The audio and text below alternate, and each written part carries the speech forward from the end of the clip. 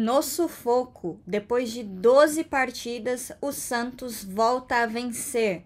Santos que bateu o Goiás por 4-3 dentro da Vila Belmiro na manhã deste domingo, um jogo com fortíssimas emoções, mas vencemos finalmente 3 pontos para conta. Bom dia, boa tarde, boa noite, Nação Santista. Meu nome é Rafaela Guerra, sejam muito bem-vindos de volta aqui no canal.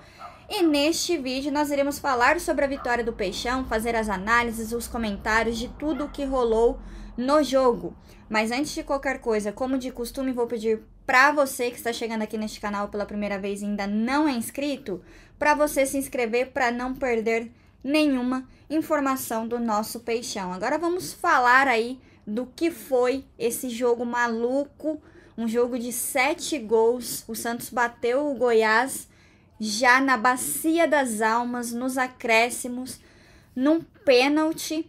Mas vamos começar do começo. Apesar de não ter um roteiro, eu tô aqui ainda no calor, na emoção, na adrenalina do jogo, inclusive com essa camisa maravilhosa, para fazer este pós-jogo. Primeiro tempo, até saiu o gol do Marcos Leonardo, que, se eu não me engano, foi aos 15 minutos do primeiro tempo.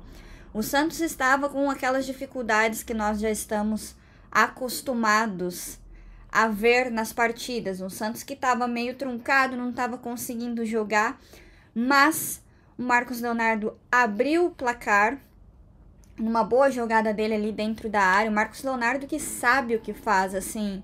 Já vou fazer um adendo e cornetar essa diretoria se vendeu o Marcos Leonardo por apenas 12 milhões de euros, porque ele é um jogador que obviamente vale muito mais. O Marcos Leonardo que estava numa manhã inspiradíssima, abriu o placar para o Santos. Tô conferindo aqui, foi aos 18 minutos.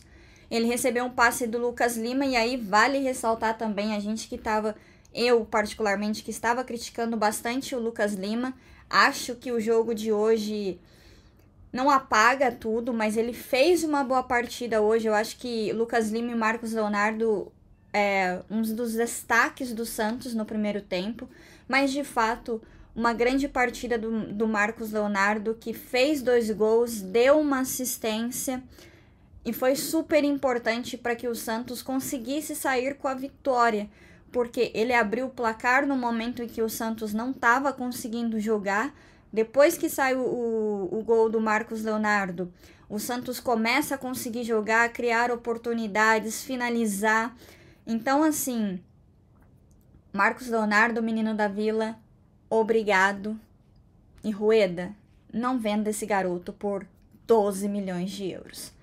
Agora, voltando a falar do jogo, o jogo terminou ali o primeiro tempo no placar de 3-1. O Santos que vinha jogando muito bem no primeiro tempo, mas houve um pênalti ali bobo. O Goiás diminuiu ali no primeiro tempo, onde o Santos estava jogando melhor numa cobrança de pênalti. Então, o primeiro tempo terminou 3-1, mas com o Santos atacando, com o Santos criando oportunidades. Aí que começa o problema, quando o time volta para o segundo tempo. O Goiás partiu para cima, afinal não tinha absolutamente nada que perder, e o Santos voltou com uma postura recuada e aceitar a pressão, aceitar o jogo do Goiás, e aí o Santos começa a passar sufoco dentro de uma partida que estava tranquila. O Santos estava vencendo por 3-1, poderia muito bem administrar o resultado, mas não ter recuado da forma que recuou. E as substituições do Paulo Turra, eu acho que contribuíram para que o Santos terminasse o jogo no sufoco, apesar da vitória. Eu acho que não era preciso passar pelo que o Santos passou, porque a gente precisa falar, o Goiás é um dos piores times do campeonato, é um time que não havia marcado, fazia tempo que não marcava 3 gols, é um dos piores ataques, e o Santos conseguiu tomar 3 gols do Goiás dentro da Vila Belmiro. Achei que o João Paulo falhou, sim, nos 2 gols, tanto no chute de fora da área e na cabeçada. Não é uma falha bizarra, mas eu acho que é uma bola que dava pro JP pegar, mas João Paulo tem créditos, João Paulo que salvou muito a gente já, mas acho que não foi bem hoje. E a partir das substituições, o Santos perdeu muito poder. O Turra tirou o Marcos Leonardo e o Lucas Lima. Ah, mas a gente pode alegar o Lucas Lima já estava desgastado, mas sinceramente eu acho que dava para ficar em campo. Ele coloca o Bruno Mezenga, não entendi porque ele não colocou o garoto David Washington no lugar do Marcos Leonardo. Eu acho que seria uma substituição muito mais interessante para o Santos continuar tendo algum controle, uma qualidade de bola no ataque, que com o Bruno Mezenga a gente não conseguiu ter. Ele tira o Lucas Lima, coloca o Luan Dias, que também pouco conseguiu fazer, para não dizer o mínimo, mas as substituições minaram bastante o jogo do Santos no segundo tempo. E o inacreditável, ele ter colocado o Balieiro no lugar do Sandri. Para mim, eu acho que o Turra... Alguém tem que perguntar isso pro Turra na coletiva, porque eu não entendo o Dodi ter saído do time titular e não ter sido nem opção para entrar na partida de hoje. Eu acho que isso precisa sim ser questionado aí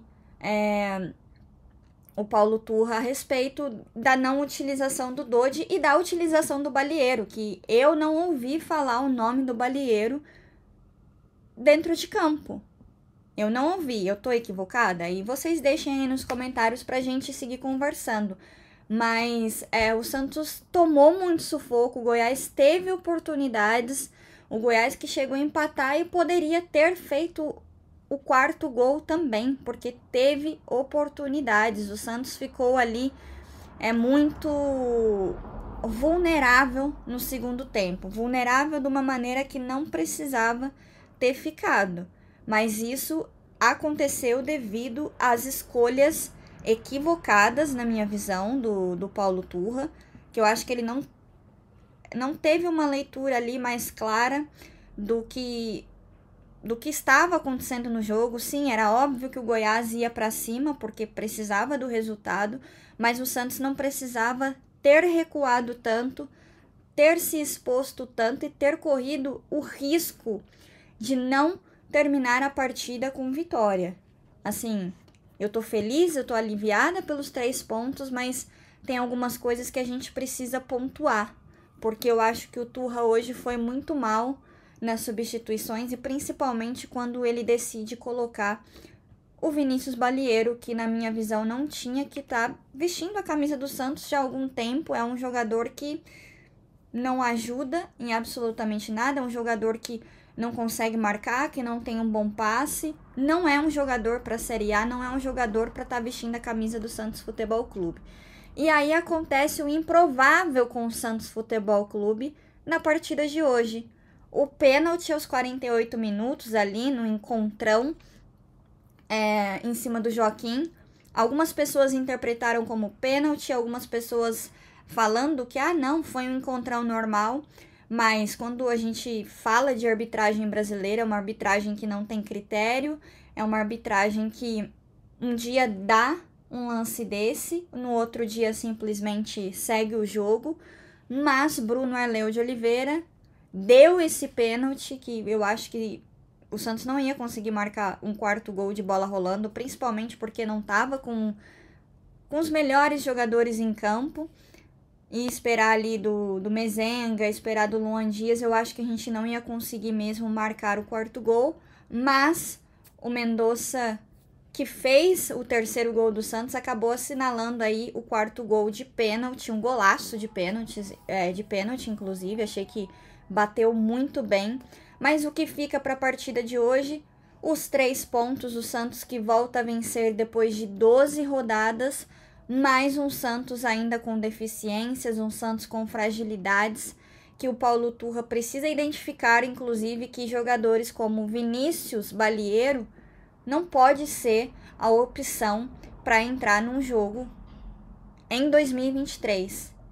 E fica o questionamento, o porquê de Dodi não ter sequer entrado na partida de hoje. Eu vou ficando por aqui. Um beijo a todos. Vamos curtir esse domingo. Finalmente um domingo com vitória do Santos Futebol Clube. Um beijo, fui!